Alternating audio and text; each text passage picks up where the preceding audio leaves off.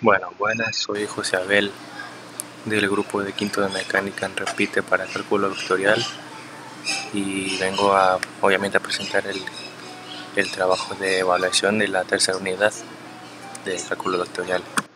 Para empezar, primero que todo, una función vectorial es una forma de escribir una curva en el espacio utilizando un vector cuyos componentes dependen de una variable real, comúnmente ya sea el tiempo. Por ejemplo, si pensamos en el movimiento de un objeto en el espacio tridimensional, es un ejemplo que busqué, podemos representarlo con R sobre la derivada de t igual a xt y por t y c por θ, donde x, y z son funciones escalares que describen la posición en cada eje. En el punto 3.1 sería la definición de una función vectorial de una variable real.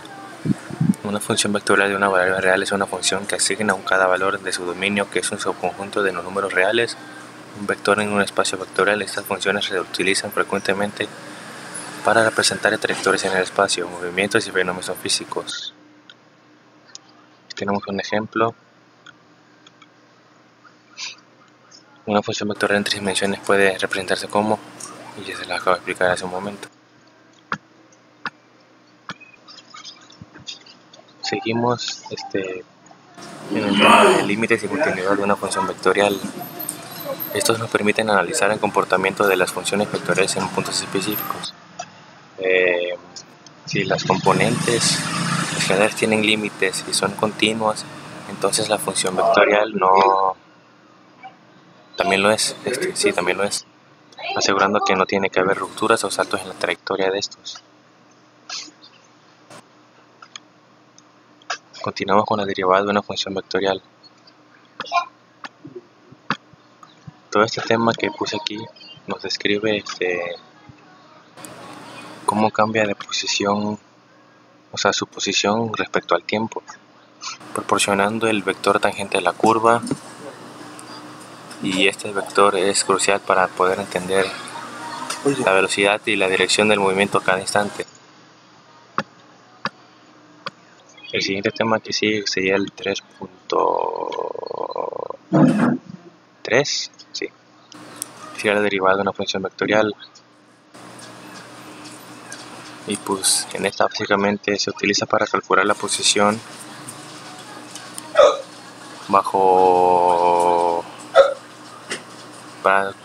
se utiliza para calcular la posición a partir de la velocidad o el área bajo de una curva específica, definiendo el concepto de integral escalar al ámbito vectorial. Por ejemplo, si conocemos la velocidad de un objeto, podemos integrar esa función para determinar su trayectoria completa.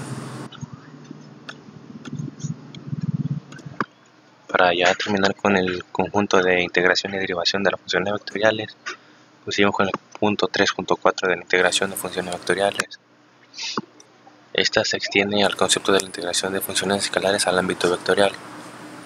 Estos se utilizan para calcular la posición a partir de una velocidad dada o el área bajo una curva parametrizada misma.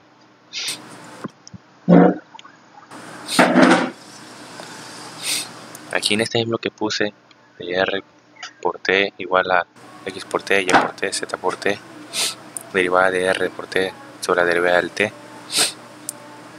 y más las constantes sería un vector constante de integración. Esta es la C, y acá en la fórmula sería esta.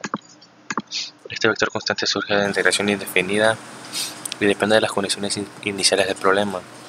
La integración de funciones vectoriales tiene aplicaciones en campos como el cálculo de trayectorias, el trabajo realizado por una fuerza y la determinación de áreas y volúmenes. Finalmente ya acabamos con las funciones de integración y derivación de funciones vectoriales, y ahora seguimos con la longitud de arco. Ahora en este tema estamos calculando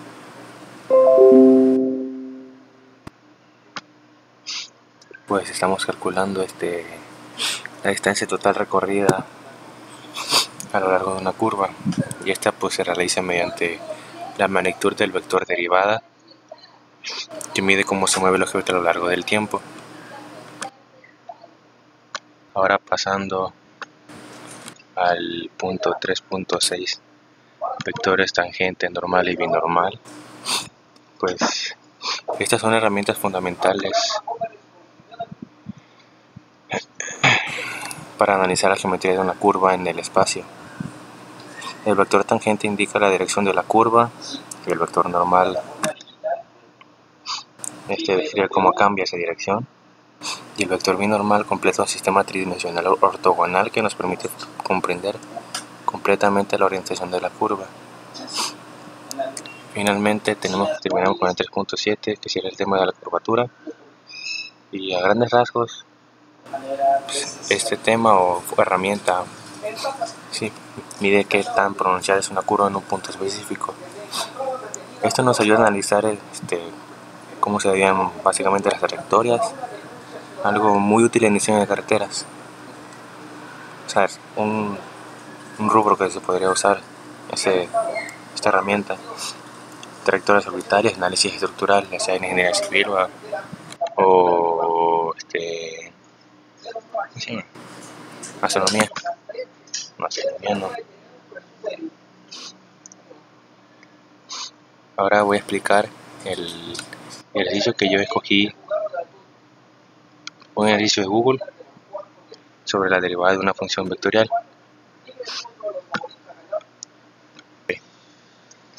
Escogí este tema de la derivada de la función vectorial en la integración, pues, no sé, solamente lo escogí. Y pues en este tema tenemos de RT y tenemos que derivar la T2 por el seno de T y de T. Aquí la primera componente sería la derivada sobre la derivada de T, que sería T2 igual a 2T. La segunda componente es el seno de T y la tercera es exponente de T. Para poder derivar una función vectorial, pues es simple.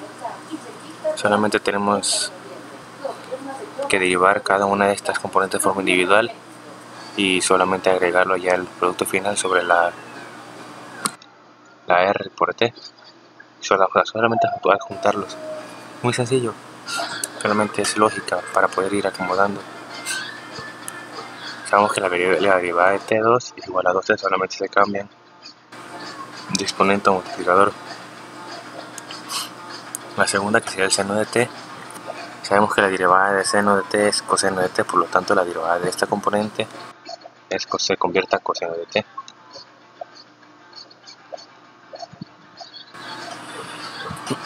Y pues sabemos que la derivada de T es una de las funciones más simples de derivar, que solamente se queda igual.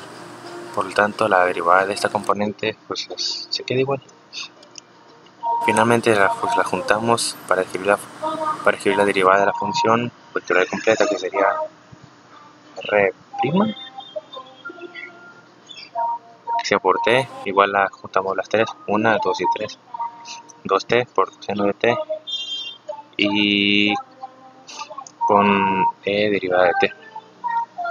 Y ahora en conclusión sobre el tema de toda la evaluación, pues en conclusión, en resumen, pues las funciones vectoriales son una herramienta bastante útil, poderosa, que pues nos sirve para analizar el movimiento de trayectorias en el espacio tridimensional. Sus aplicaciones pueden abarcar desde la física hasta la ingeniería, pues lo que las convierte en un concepto esencial para quienes buscan comprender el mundo que nos rodean y también a través de las matemáticas, de herramientas simples, no tan simples obviamente, pero cada quien tiene su rubro y saber para dónde aplicarlo y cómo y cuándo. Eso sería todo. Gracias.